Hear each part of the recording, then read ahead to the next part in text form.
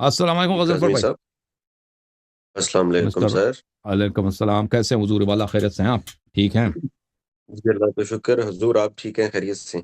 अल्लाह ताला का एहसान है। थैंक यू सर, अल्लाह आपको जज़ाए खैर दे।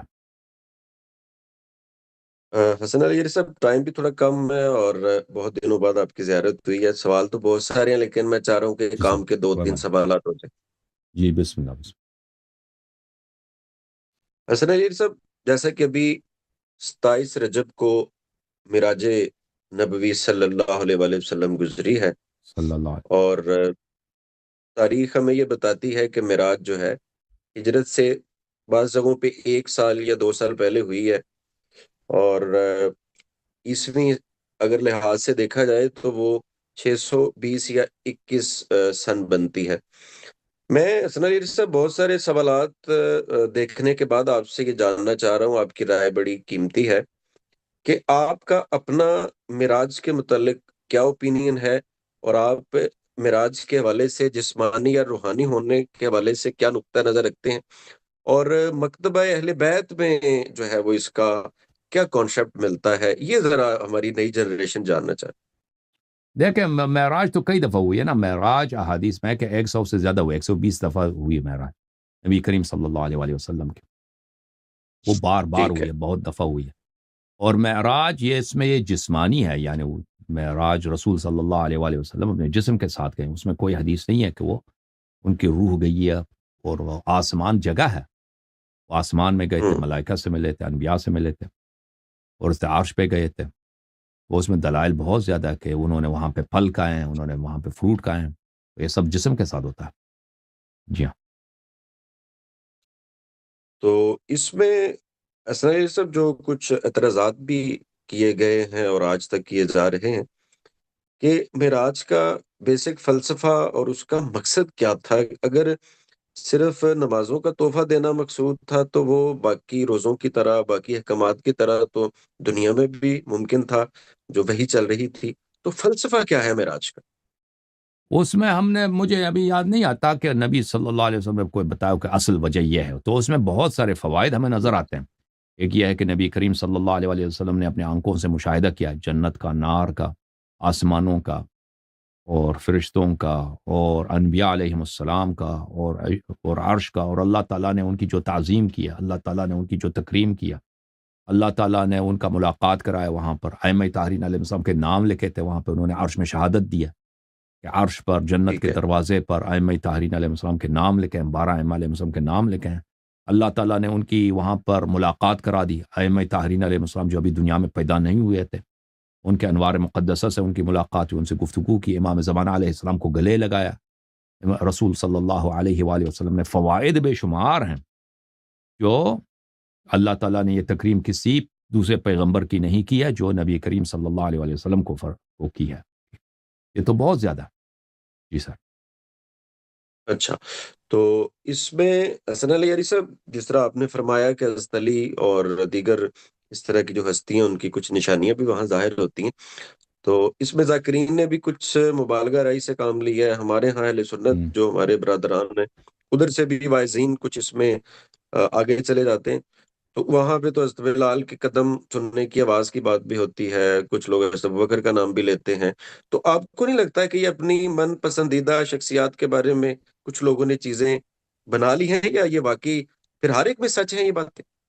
जो लोग देखें, जो लोग जिन्होंने उनका मज़हबी असास है बातिल है, जिन्होंने अपने लिए इमाम बनाए हैं, खलीफा, वो खुद कहते हैं कि वो उनके इमामत अल्लाह की जानिब से नहीं है, तो उनके फ़ज़ाइल भी गलत है ना। जी, जो उनके फ़ज़ाइल नहीं हो सकते।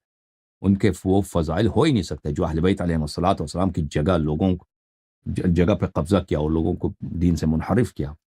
तो वो उनके फ़ज़ाइल तो हो नहीं सकते कि वो जन्नती हों या वो उनके उनके पास तक़वा हो, उनके पास ईमान हो। इस तरह ये नामुमकिन है। अच्छा, और उनके मुतल्लिक़ अगर अहादीस बना दी गई हैं तो लाज़मी बात, दुनिया में झूठी अहादीस बहुत है। मज़हब अहले बैत अलैहिमुस्सलातु वस्सलाम की जानिब से जो अहादीस हमें मिली हैं, वो तो अहले बैत अलैहिमुस्सलाम के फ़रामीन हैं। वो तो खुद रसूल सल्लल्लाहु अलैहि वसल्लम ने फरमाया कि उनसे तुम अपना दीन ले लो। लिज़ा उन्होंने जो फरमाया है कि अहले बैत ताहरीन अलैहिस्सलाम के नाम अर्श पे लिखे थे, और रसूल सल्लल्लाहु अलैहि वसल्लम ने बार-बार फरमाया कि मैं जब अर्श पे गया था तो अल्लाह ताला ने फरमाया कि आपके पास ये 12 वसी हैं, आपके ये 12 آپ کے جانشین ہیں. تو یہ احادیث تو بے شمار ہیں، ان پہ شک کا کوئی گنجائش نہیں رہتا. ٹھیک ہے، اوکے، ٹھیک ہو گیا. حسن علی صاحب، ایک سوال، چونکہ رمضان کی آمد ہے، آپ کی اجازت سے میں جی آج 10 شعبان میرا خیال ہے ہو رہی ہے، اور جی 1447 ہجری میں ہم سانس لے رہے ہیں. تو تقریباً 19 یا 20 دنوں کے بعد حسن علی صاحب رمضان ہمارے درمیان ہوگا، اور ہم رمضان کی برکتوں انشاءاللہ. سے فیضیاب ہوں گے. تو سر، سوال یہ ہے کہ جب بھی رمضان آتا ہے تو تراویح کی بات ہوتی ہے، اور آج تک جو میرا نوجوان ہے اسپیشل، جن کی زی جنریشن سے ہم مخاطب ہیں اور آپ بھی ان سے بات کرتے ہیں، حسن علی صاحب، پڑھنی چاہیے نہیں پڑھنی چاہیے؟ تائید ہے، آپ کی خدمت تاکید میں ہے؟ عرض کروں نا کہ یہ جو کہا جاتا ہے نا حدیث میں، کہ کبھی نہ کہا کرو رمضان آتا ہے رمضان جاتا ہے، بولا کرو ماہ رمضان آتا ہے. ٹھیک، کیونکہ رمضان خود اللہ ماہر، تعالیٰ کا اسم گرامی ہے. اللہ کا اسم، اللہ آتا جاتا نہیں. ٹھیک، یہ اللہ کا مہینہ ہے. ماہ رمضان آتا ہے، ماہ رمضان جاتا ہے. ماہ رمضان جب آ جاتا ہے، تراویح کے متعلق یہاں پہ مناظرہ ہوا تھا نا. جی، کئی مناظرات ہوئے یہاں پر. یہاں پہ میرے لیکچرز ہیں، لیکچرز کا سیریز ہے کہ دیکھیں رسول صلی اللہ علیہ وآلہ وسلم کے زمانے میں صحابہ نے تراویح پڑھنے کی کوشش کی. رسول اللہ صلی اللہ علیہ وآلہ وسلم، یہ تو کئی احادیث بخاری میں موجود ہے. رسول اللہ صلی اللہ علیہ وآلہ وسلم جب نماز پڑھاتے تھے تو پھر ماہ رمضان میں نمازیں زیادہ پڑھتے تھے. اور ماہ رمضان میں انہوں نے چٹائی سے اپنے لیے جپوتڑا سا بنایا تھا مسجد کے اندر، تاکہ وہ پرائیویسی میں اپنے اللہ کی عبادت کریں. جو صحابہ نے دیکھا کہ وہ نماز پڑھ رہے ہیں تو یہ آ کے انہوں نے ان سے اقتدا کیا. سن رہے ہیں نا؟ جی، یعنی پیغمبر صلی اللہ علیہ وآلہ وسلم نے ان کو دعوت نہیں دیا کہ تم میرے پیچھے آ جاؤ. وہ دعوت دیتے، خود محراب میں چلے جاتے دعوت دیتے. انہوں نے اپنا جبوتڑا نہیں بنایا ہوتا، وہ جو چھوٹا سا کمرہ ہوتا ہے چٹائی کا، تاکہ اس میں نماز پڑھیں. اور جب رسول صلی اللہ علیہ وآلہ وسلم کو پتہ چلا کہ میرے پیچھے نماز پڑھ رہے ہیں تو انہوں نے اپنی نماز توڑ دیا، توڑ دی. بیٹھ کے توڑ دیا. تو یہ واضح طور پر ہے کہ رسول صلی اللہ علیہ وآلہ وسلم نے ماہ رمضان میں نوافل کو جماعت کے ساتھ پڑھنے کو باطل کر دیا، باطل قرار دیا. ٹھیک ہے، اور پھر خلیفہ ثانی کی حدیث ہے کہ انہوں نے کہا کہ یہ بدعت ہے. بدعت اسی کو کہتے ہیں جو پہلے کبھی بجا نہ لایا گیا ہو. بدعت کس کو کہتے ہیں؟ جو ٹھیک ہے، پہلے کبھی انجام نہیں دی پہلے گئی ہے. اس نے کہا بہترین بدعت ہے، یہ بہتر بدعت ہے اور بہترین بدعت ہے جب اس نے تراویح کا حکم دیا تھا.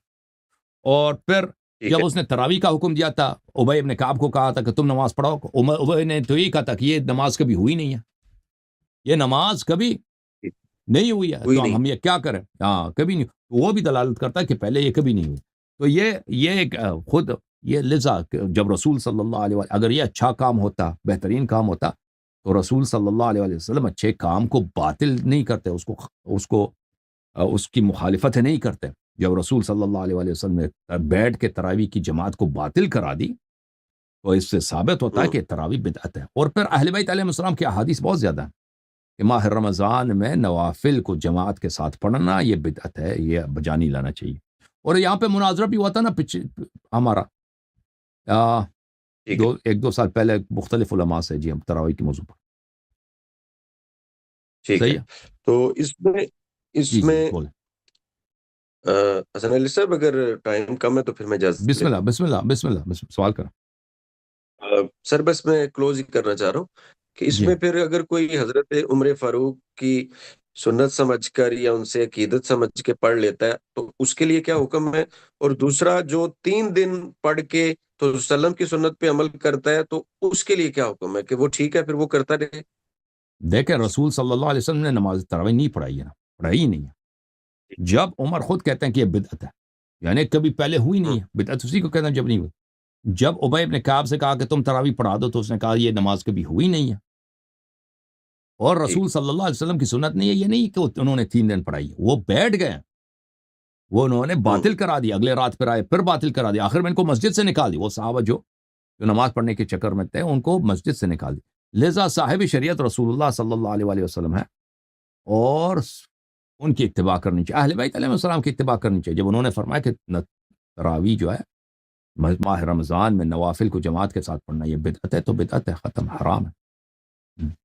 اللہ آپ کو جزائے خیر. تھینک یو سر، بہت مہربانی رانا صاحب. چلیں جی، آپ ہمارے پاس میسم بھائی